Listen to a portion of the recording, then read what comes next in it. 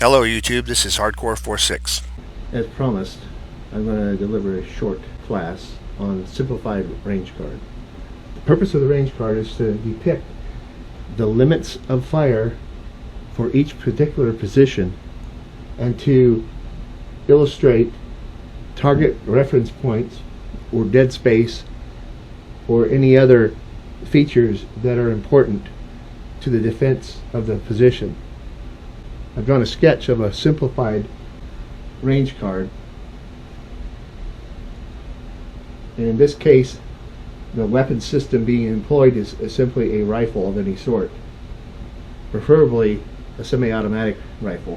In the upper right corner of the range card is an arrow depicting or magnetic north. These lines, these circles, are depicting the distance away from the fighting position, and in this case we have assigned a value of 100 meters or yards to each of these lines. This range card is labeled as belonging to position A3, which in my scenario I do this for, the A signifies which side of Hibernian Sun's hypothetical delta-shaped perimeter, with each side being assigned a letter, as in Alpha, Bravo, and Charlie. And it's the number 3 position. The reason for having range cards is that when a shift change occurs or new personnel are assigned, there is a ready reference for the important features in the assigned sector of fire for that position.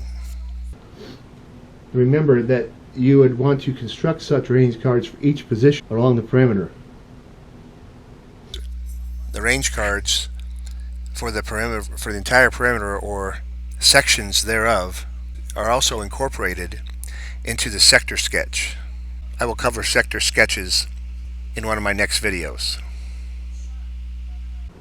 So the arrow down here at the center, the bottom of the range card, the arrow indicates a rifle, or preferably automatic rifle. This line on the left is the left limit, meaning you do not want the personnel in this position to fire any farther left than, in this case, number 1, which is described as Lone Pine. You need to make sure that your reference points are easily recognizable for anybody who would be manning that position. The left and right limits for each position will be assigned by the security coordinator.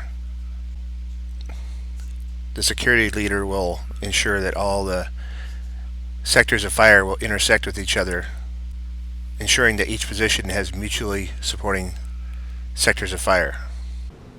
Ideally, nobody would ever show up to this having never manned that position. They should be familiar with that position, even if they do rotate to different positions from time to time. Then the right limit assigned is the limit reference point is this high voltage tower.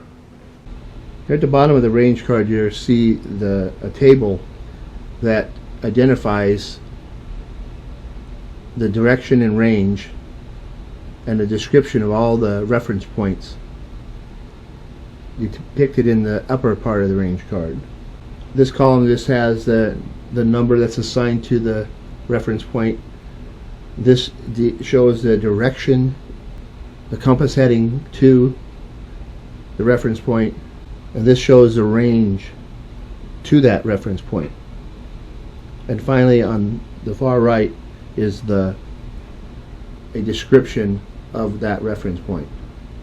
And this is the part of the table that shows the value in distance in meters or yards of each of these circular lines.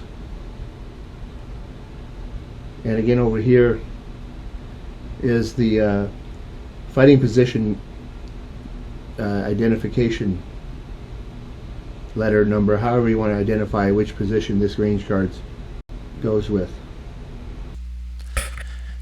A range card could be a valuable tool when setting up a community defense perimeter. Please let me know what you think of this video. I look forward to your comments. This is Hardcore 46. Thanks for watching.